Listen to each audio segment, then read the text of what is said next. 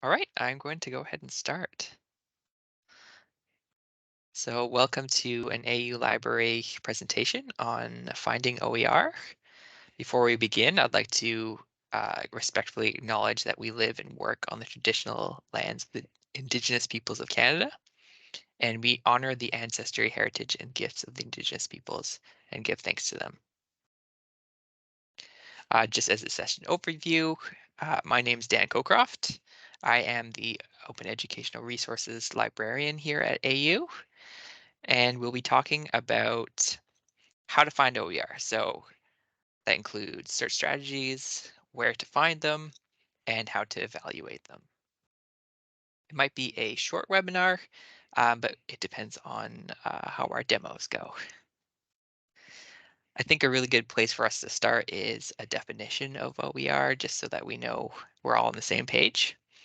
UNESCO's definition is that OER are learning, teaching, and research materials in any format and any medium that reside in the public domain or under copyright that have been released under an open license that permits no cost access, reuse, repurpose, adaptation, or redistribution by others.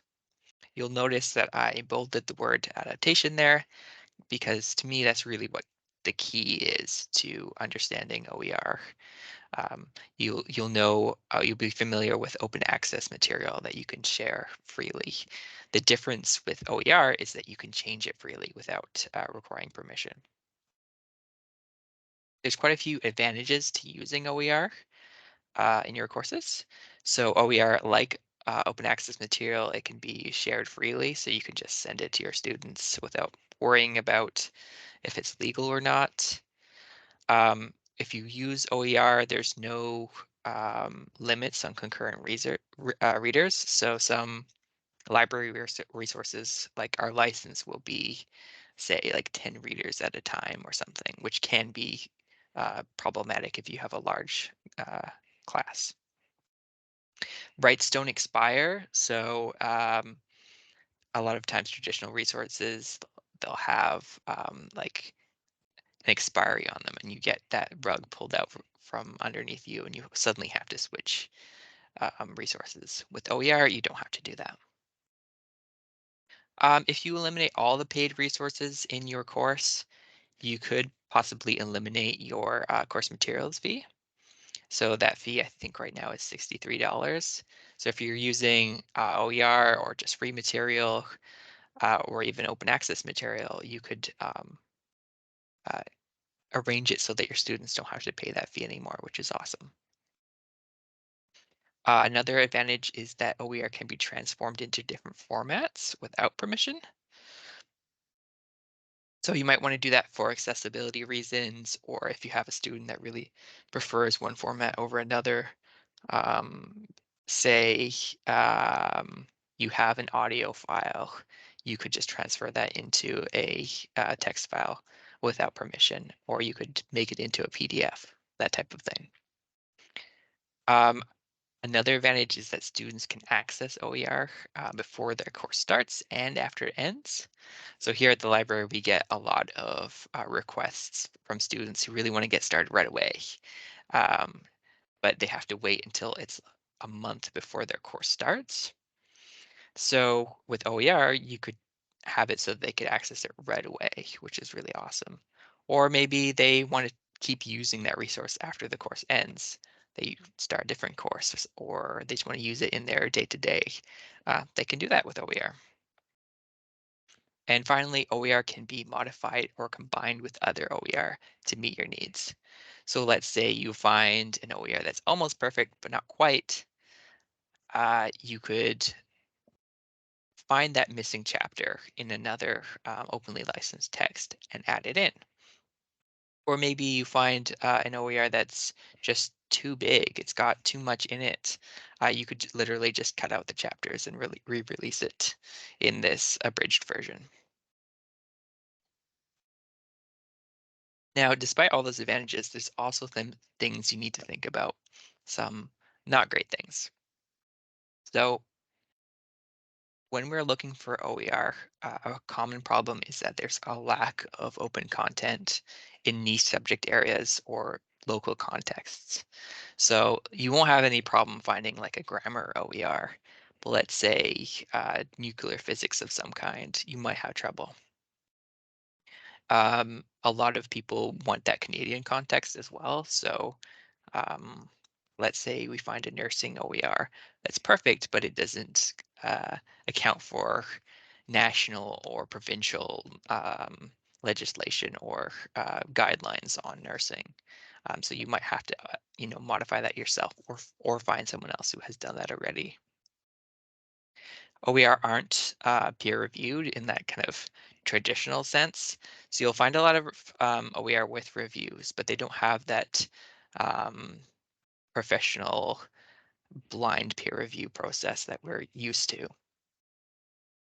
I also wanted to mention that OER are not always the answer. So I think OER are great, but they're not always the best answer in every situation. Sometimes the publisher material is exactly what you need. So check your library holdings. You may still not have to get students to pay that course materials fee if we have it in the library already, which is uh, a good chance that we do. So be in contact with me or any other librarian will help you with that. You might also have to spend more time evaluating these resources. So just kind of combing through them and seeing who wrote them, checking the factual accuracy, that type of thing. It doesn't come with that automatic trust that you might find in like a Pearson or Elsevier textbook. Uh, Not to say that those are perfect either.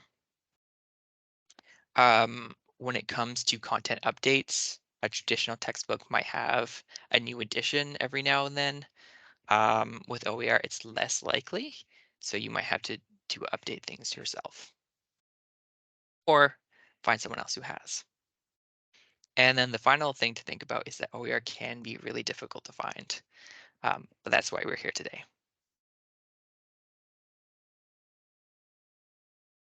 So let's kind of define our scope and see what we're talking about, what we're not talking about. So this webinar is going to really focus on textbooks, but also be talking about audiovisual material as well, as long as it's licensed to allow for a modification. So we're going to look at some repositories and we're going to look at some federated searches as well. We won't be talking about free resources.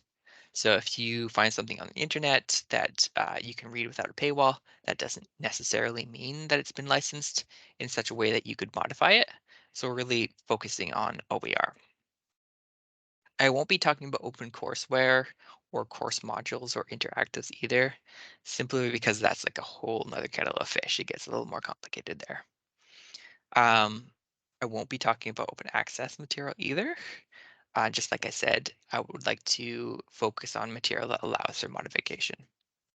And finally, I won't be talking about repositories without license filters. So you'll find some great places to find OER on the internet. I think one that's often mentioned is the Internet Archive, but they don't have a great filtering system. So you'll find copyrighted material in with the OER, which can be really confusing. So I won't be talking about that at all. So we're going to jump right into some search strategies. So like any search, you want to start out with defining what you want to look for before you search. So I've come up with 5 questions here for you to think about. You might want to think about whether you want a whole meal or ingredients. So what I mean by that is, do you want one resource or textbook that meets everything you need? Or are you looking for bits and pieces that you could put together in a course?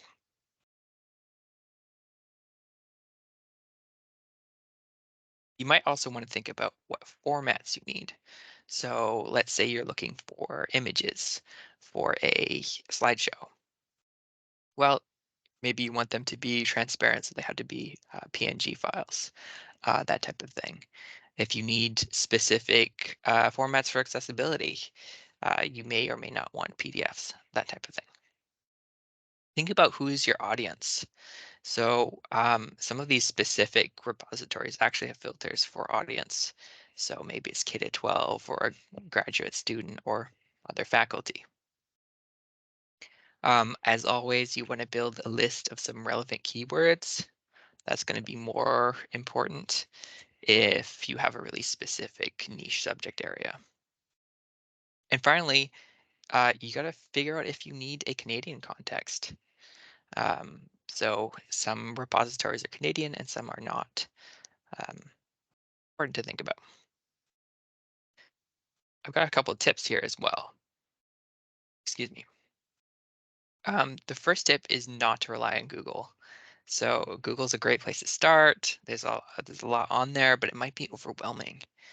And some of our specific repositories and search engines that we're going to talk about today, they might have filters that Google doesn't.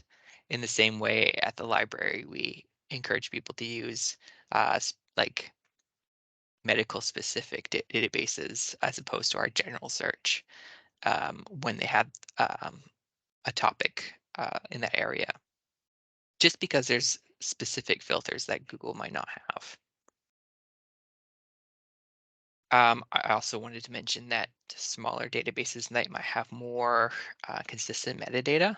They might have more quality control, and they might contain context. Sorry, they may contain content that's not indexed by Google or other search engines. Another tip I have is to evolve your search as you go. So just remember that searching is an iterative process. You really want to start broad and then narrow down as you refine your search.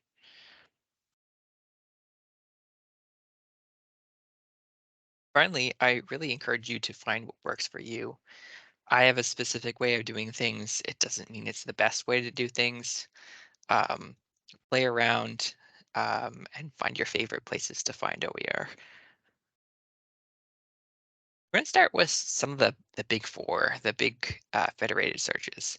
So a federated search, as far as I know, like the basic explanation is that it's a search that contains multiple sources. So we're going to try and do a live demo of all these. So wish me luck. I'm going to start with the Creative Commons search portal. So I'm going to go right here. Is everyone able to see that? The thumbs up or Yeah, looks good. awesome. Thank you. So as you can see, the Creative Commons search contains a lot of different things. It contains YouTube for videos, Thingiverse for 3D models, um, and you can specify which one you want as well. CC Mixter, Google Images. So let's start with a 3D model. My default search is always cat, just to see what comes up. So it searches Sketchfab and it applies a license filter on it here. So we can see all the different Creative Commons licenses. I'll do a very quick explanation of these here. The CC just stands for Creative Commons. BY stands for by or attribution. Here it explains it. The author must be credited. SA means that you must share alike. So you can't re-release the content under a different license. ND means no derivatives, so you can't change it. So we don't count that as OER. NC means non-commercial, so you can't take the content, modify it, and resell it. And then you have combinations of them. So CC by NCSA and CC by NCND. At the bottom here, we'll also see CC0. That's the equivalent to public domain. So you can do whatever you want with those without attribution. So CC Search Portal is a really good place to start if you want to get an idea of what's out there. I'm going to go back to our presentation here, if I can. Here we go. Next, we have the Mason OER Meta Finder.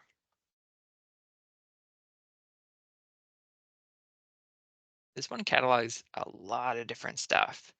I often find it's too much stuff, but let's see what it pulls up. Yeah, just searching for cat, we've already got uh, the 2 million results and it's still finding more. But you'll see all kinds of filters on the side here. So this is some of the filters I was talking about. You've got your um, traditional filters like topics or authors, publications, but you've also got some, oops, it's going to add more results,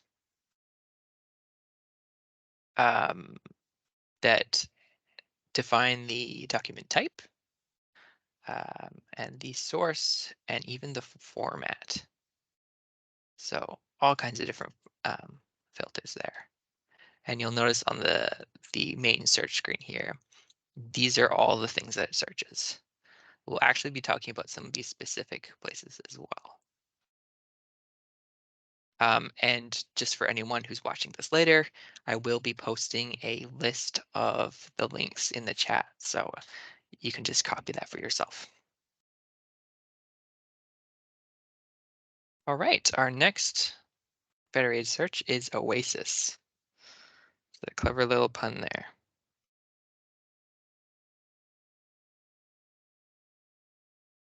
Oasis, I find it's very similar to the MetaFinder.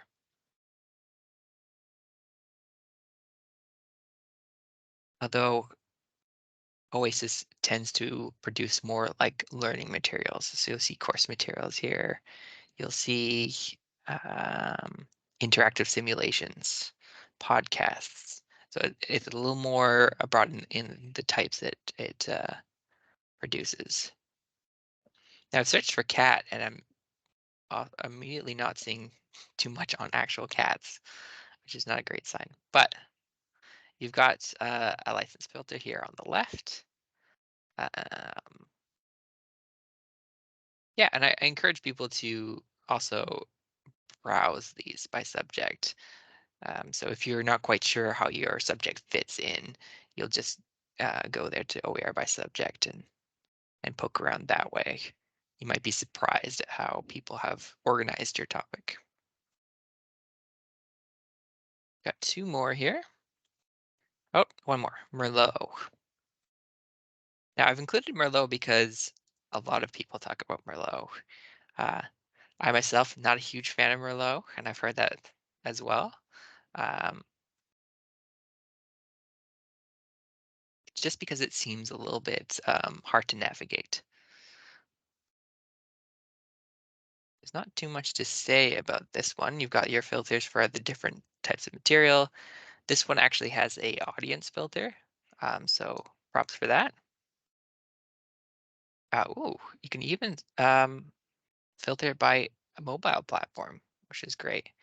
And then filter it by peer reviews, editor reviews, and user ratings. Lots of relevant content there.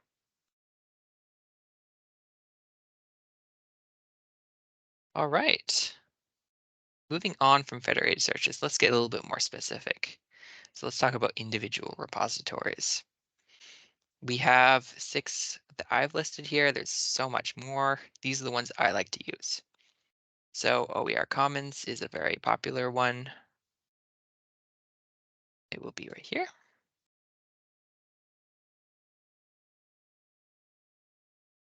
This one, from the get-go, you have education level filter, which is um, super handy. You can even filter it by a different subject.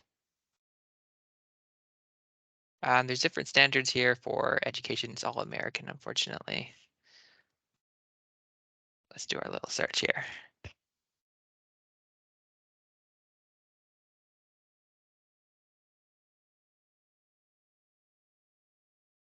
All right, we've got 10 results for cat.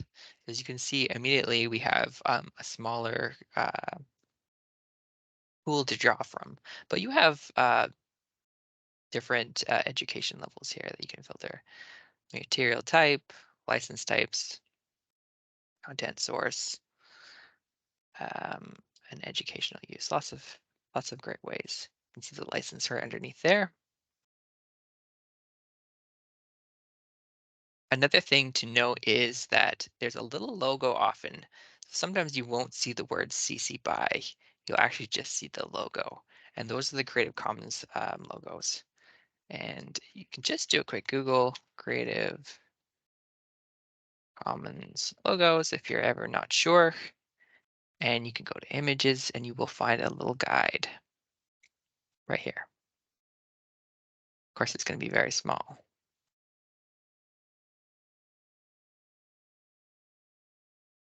I will make it bigger.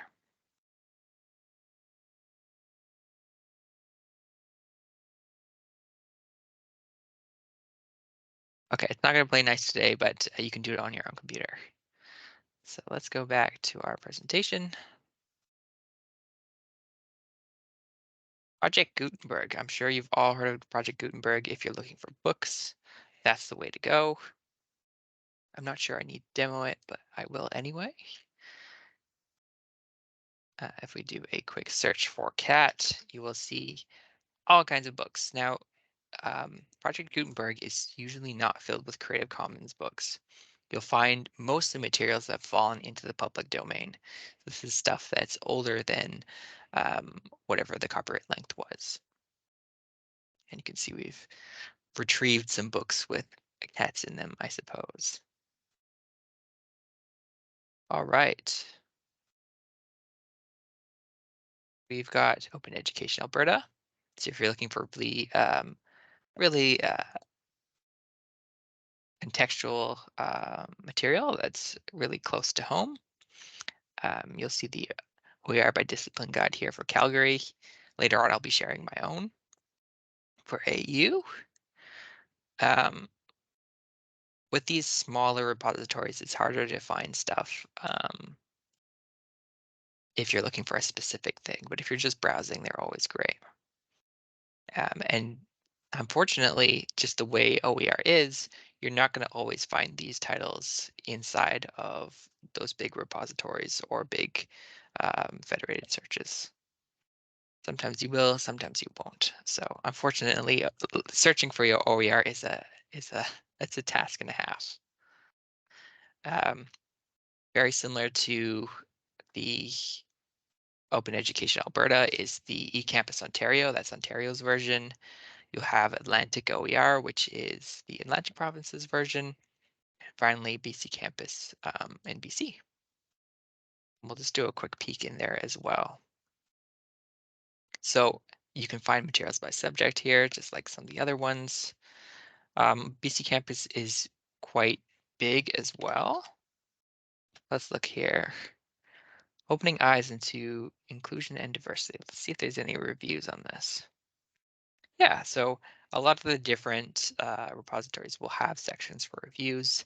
They're all in different spots, so make sure you look around. You can see what actual people said that used it. And they'll score it on different fields. So really interesting way to evaluate those materials. Back to our slides here. So if you want to look for textbooks specifically, the gold standard is OpenStax. It's a great place to start, especially if you have a very common subject. So right up here.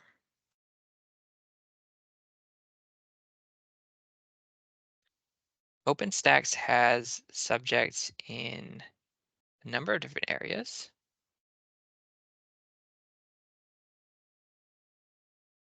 Just to pull up the list here. Here we go.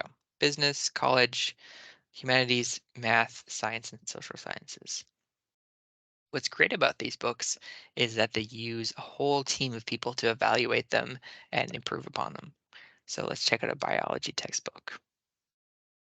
You've got the second edition of Biology 2E. Let's go see that.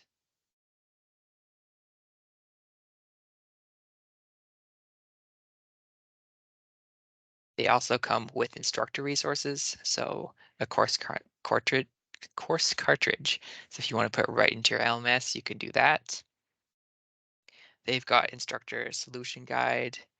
They've got PowerPoint slides if you want to teach it that way.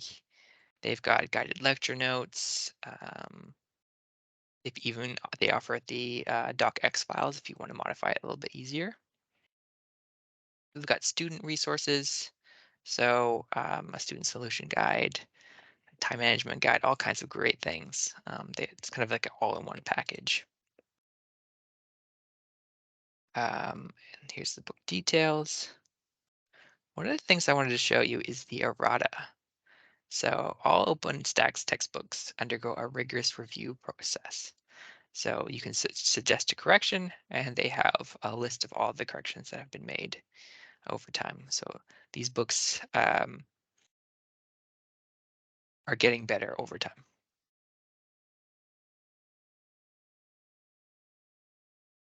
All right, let's move on to the next one. LibreText is another popular one. If you're aware of Chemistry 360, I think, is using LibreText. It's more like less like a book and more like a website. So let's take a look there.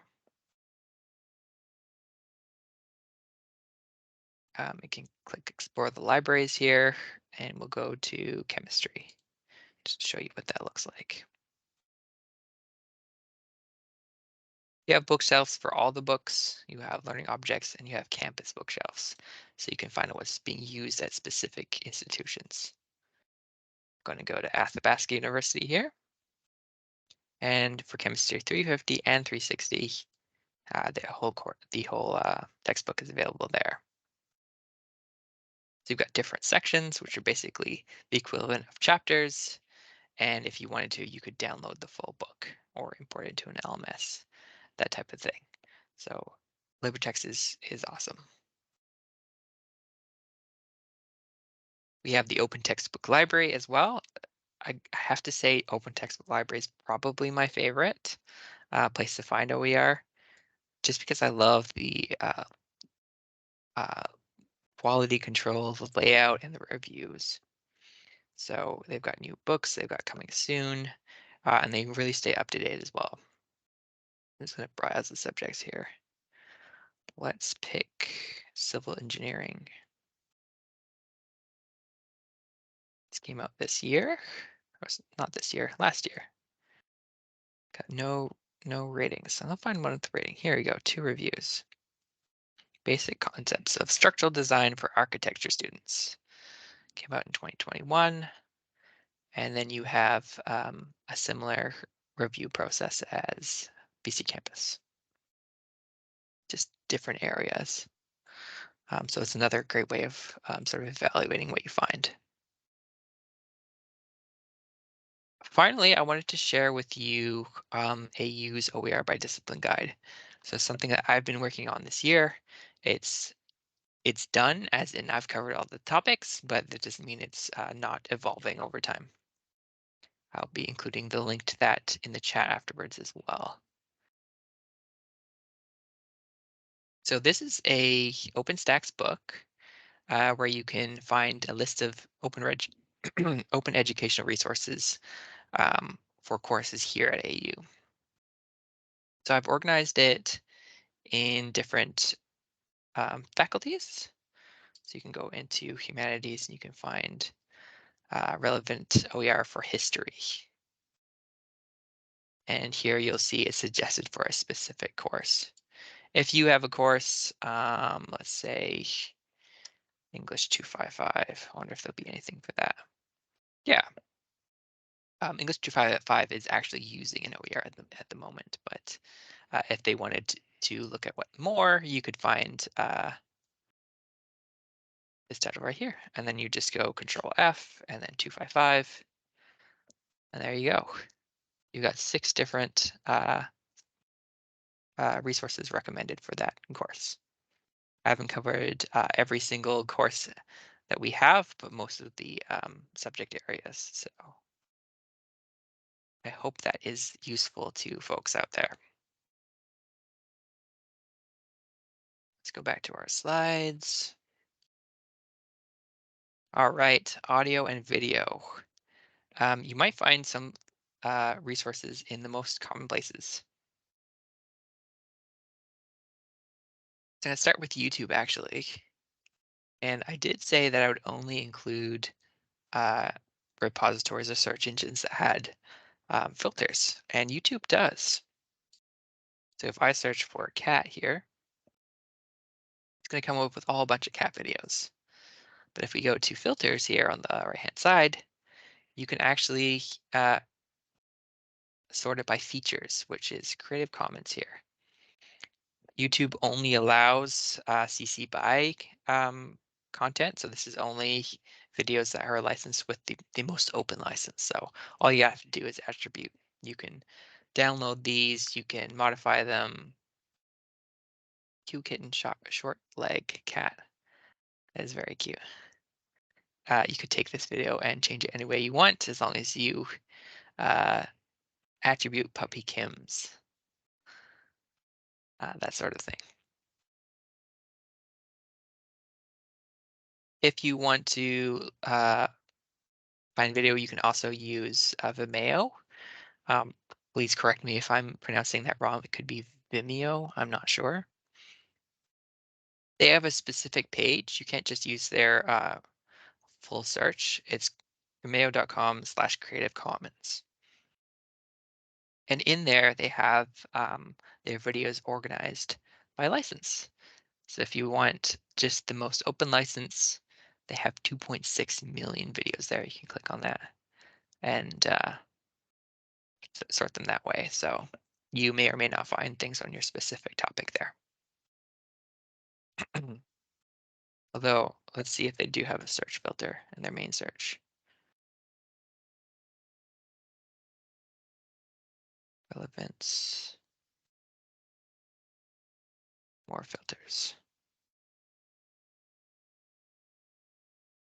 Yes, they have a license filter down here as well. So you can uh, find the specific license that you want and just reduce it to that. We also can search for audio. So if you want background music for a slide or um, a video that you're creating for your students, you can use dig.ccmixter. And I don't know if you'll be able to hear anything I play, but we will try. Search, find content. Oh, it doesn't want to play nice today. Try one more time. Okay, well, CC Mixer isn't working for us today, but maybe that's just a temporary thing. You can also use the free music archive. Hopefully this one will work. We're gonna search just for cat. I don't know if there's cat music out there. Let's see. Uh, noise rock. We'll try find something that's not loud rock. Minimalism soundtrack. Day maze. Let's see if we can hear this.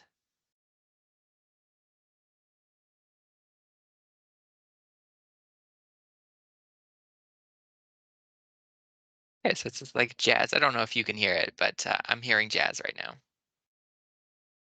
In any case, let's see if we can find the license for this. Click on it. Here it's Day Maze by Blue Dot Sessions. The album is Orange Cat. And here's the license. So you remember earlier I was talking about that logo. Well, here is the logo and here is a license statement. So what we're seeing here is CC BY, which is attribution, and NC, which is non-commercial. So you could use this track in your video as long as you're attributing whoever made it and you're not selling that for money. And we're going to go back to our audio video tab. I think I covered everything. Yes, great. Let's say you want to look for images. A great place is Flickr.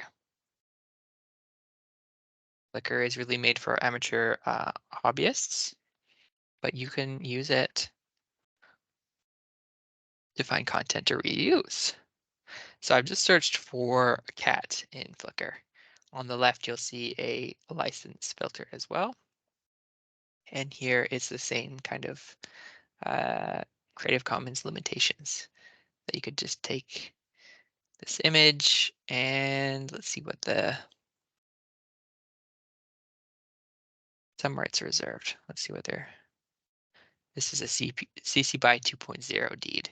So if you ever see numbers that says 2.0, 3.0, 4.0, you don't have to worry about it. It's just telling you basically when it was made. So um, all these 2.0 licenses are automatically ported to the most current version of the license. So all you need to know is that it's Creative Commons, and all you need to do is attribute, which is the BY. So So yes, when should we be worried? when you should be worried, that's a great question. So if you're seeing content with a license that says ND or no derivatives, that's usually a sign that means that you can't modify the material. Ah, okay, thanks. Yeah, so just keep an eye out for that. Let's go back here, images. We've also got Google Images. So Google Images also has a filter for Creative Commons. Believe it or not, type in cat, all kinds of pictures of cats. If you go to Tools, you can also see a filter here called Usage Rights. Click on that, and you have Creative Commons licenses. Now, this isn't as um, what's the right word? The amount of licenses you can filter down to is a lot less than you would find on a smaller database. This one just includes all Creative Commons licenses. So you'd have to go into the specific uh, image to find out what the license is. Actually, sometimes it tells you right here underneath. Yeah, license details. Again, it's CC by 2.0. And if I'm ever doing anything too fast, don't worry, this is recorded, so you can just go back and look. We do have some other images. Smithsonian Open Access is great. The open access part is warning you basically that there might be some materials in there that you can't change. So we'll look for that. So we're going to search for cat in their collection. You'll find a lot of historical photographs in here or etchings, that type of thing. And these aren't typically indexed in those big search engines like Google. So we've got here a filter on here that says media usage CC0. If you remember what I said before, CC0 basically means public domain. So you can use any of these images um, without attribution for any use you want. You can do anything with them. Oh, it's a cat caught an animal trap. That's not very nice. Let's find a nicer picture. A sand cat. And you can see at the bottom here, the metadata usage is CC0. So that confirms that the filter is working.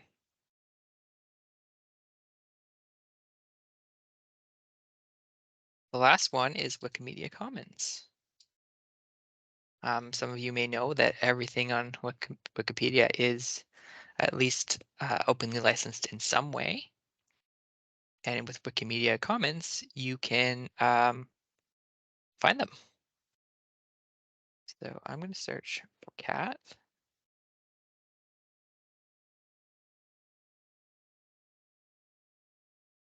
And we'll have here, the very first filter is license. So use with attribution, that means CC BY. Use with attribution and same license is CC BY SA. So it seems like those are the only two licenses they allow other than no restrictions.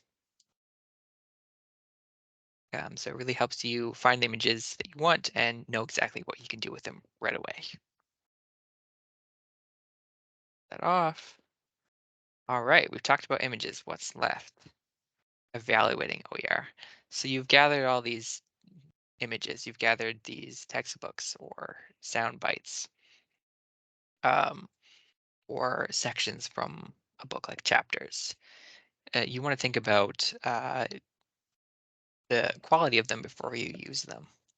So I tried to come up with a nice little acronym. It didn't quite work, but we have 6 different sections to think about. First is reviews. So has the resource been reviewed positively? So with those big textbooks, you might actually find a section where they have reviews from peers, people who've actually used those resources, which is great. It gives you a better idea. Relevance.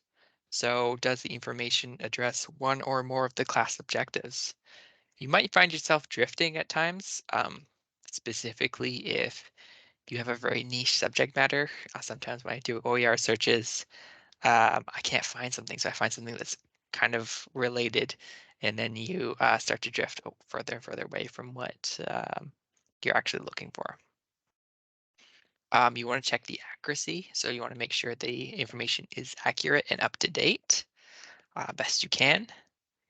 The production quality is also important. So, is that information clear and understandable? Is that layout easy to navigate? Somewhat related to that is accessibility. So, when we find a resource, is it available in alternative formats? Let's say like a docx or a PDF. Is the audio video, um, is it transcribed? Is there subtitles or is there alt text? Lots to think about when you think about accessibility.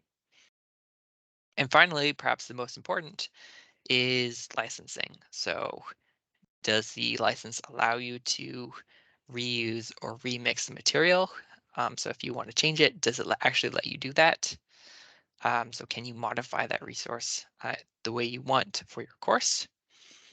And if you have multiple different OER and you want to combine them together, are those licenses compatible?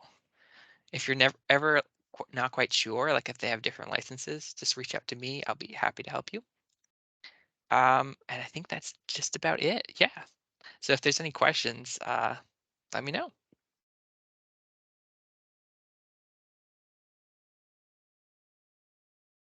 Yeah, no, very, very thorough. Oops. Yeah, thank you. Very thorough. Yeah, it's opened my eyes to a couple of things down I wasn't aware of, so that really helps a lot. You're most Good. welcome. And I will Yeah, post that list. I'm going to do it right now before I forget. yeah, The, that would be Thank really thank helpful. you. Yeah. all those links. And I'll include Yes. this in the email as well. So a Yeah, follow-up email. So make sure that folks have access to all those great places to find yeah, OER. yeah, having Thank that you. available for on my browser would be really helpful. Awesome. Yeah. Thank you, Dan. And I wonder too if like if we're working on a new course project or we're working on some project where we could just even get 10 or 15 minutes of your time to help us look into something if we're trying to find a resource and you might have a more intuitive understanding of which search engine would be the most suitable at that time, you know. I think this is amazing. It really opened my eyes too to how many search engines there are Oh, for, yes. Yeah, materials and endless creativity that this could mean for us and for other students as well. So this has been a really, really good. You're very comprehensive too in your. Oh, good. I'm Oh, glad. um, and yeah, finding OER is definitely part of my job. So if you ever want me to do the work of finding stuff, I'm happy to. yeah. Thank you. And who created the AU resource? Was that created by you and your group? That was just myself. Yeah. hmm. You said you're going to send us an email with those links? Yes, I will send the links with also this recording so folks can. Oh, that'd Uh, be great. Yeah, yeah, because I was just trying to copy the links over and I'm having trouble with, I think from an email it would work better than chat. sure, no problem. Perfect, yeah. Yeah, because I'm just going to embed those into my research in my browser and then I've got access to them. I think that'd be really big. Yeah, Perfect. yeah. Excellent. And Thank you, If Kylie. you're Excellent and most additional welcome. resource. I'll Thank you pass for this Thanks, on coming. Dan. to- Yeah. Yeah, it was very comprehensive, and I'm looking forward to the links because there were some things that I just did not know existed. So this has been extremely helpful. Thanks so much, Dan. Oh, you're most welcome. Thank you for coming. That was great. Thank you so much. Thanks, Dan. Have a good Christmas, everyone. You Happy too. holidays. Yes. Merry Christmas. Yeah. Happy holidays, everybody. Bye-bye. Bye-bye.